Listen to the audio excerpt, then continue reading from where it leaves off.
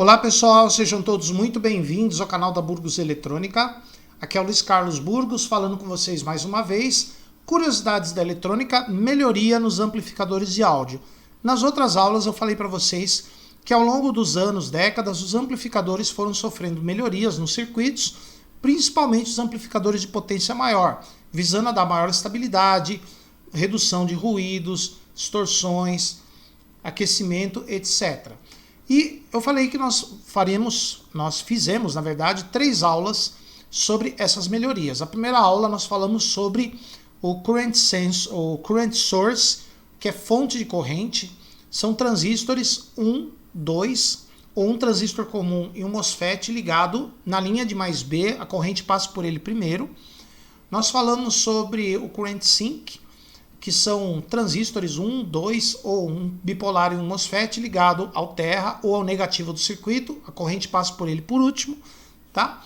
E nessa aula aqui, pessoal, a gente vai ver outro circuito desse.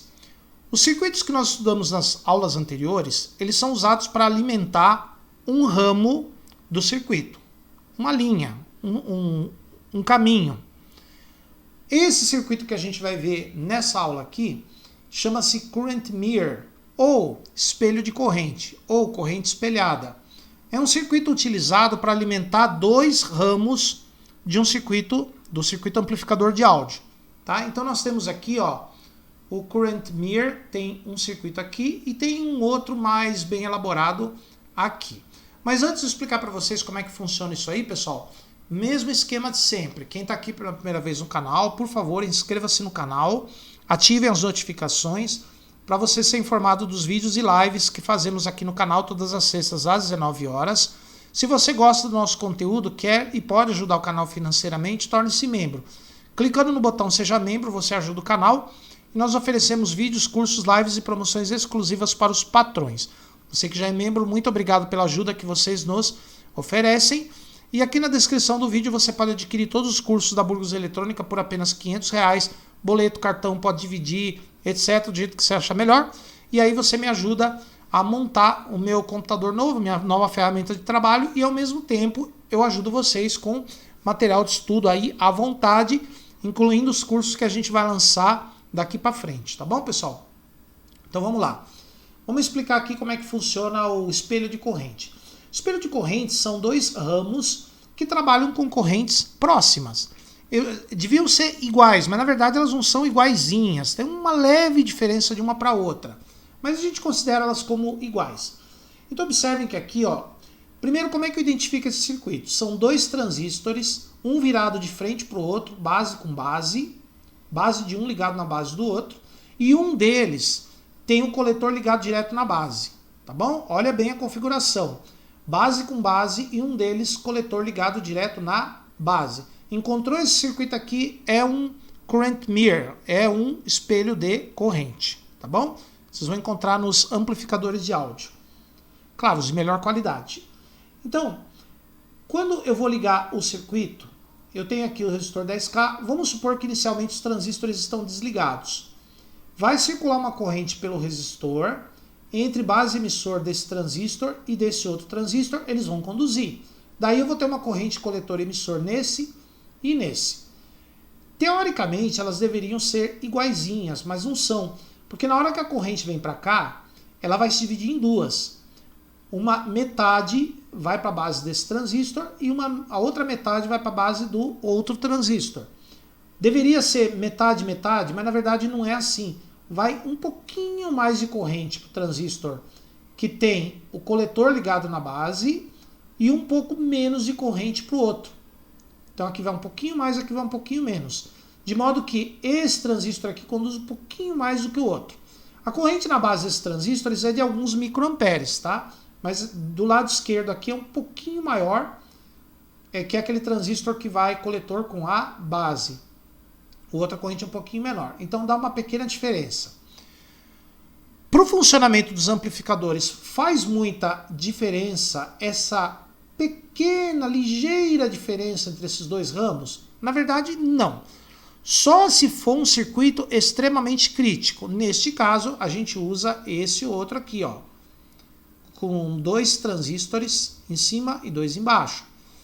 Então aqui, ó, um pouquinho menos de corrente, um pouquinho mais de corrente para cá, um pouquinho menos para cá. Conduz mais esse e menos esse. Só que aí, ó, na hora de dividir a corrente daqui, um pouquinho mais para cá, um pouquinho menos para cá. Então eu percebo que esse conduz um pouquinho menos, esse um pouquinho mais. Esse daqui um pouquinho mais, um pouquinho menos, acaba equilibrando os dois. E dá mais ou menos o mesmo valor. Tá? Aqui não. Aqui esse aqui conduz um pouquinho mais, esse aqui conduz um pouquinho menos. Tá? Pouca diferença. Na maioria dos circuitos, essa configuração já é suficiente. Se for um circuito extremamente crítico, você pode encontrar essa outra aqui, ó. É mais bem elaborada. Tá bom? Então vamos ver como é que funciona aqui em alguns circuitos. Ó.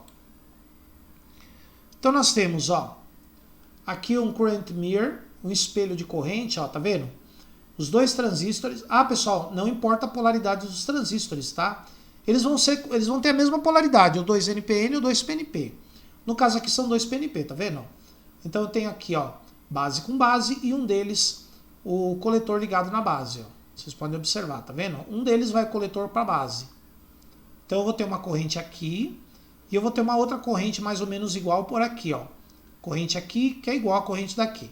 A corrente desse lado vai polarizar a saída e o transistor driver.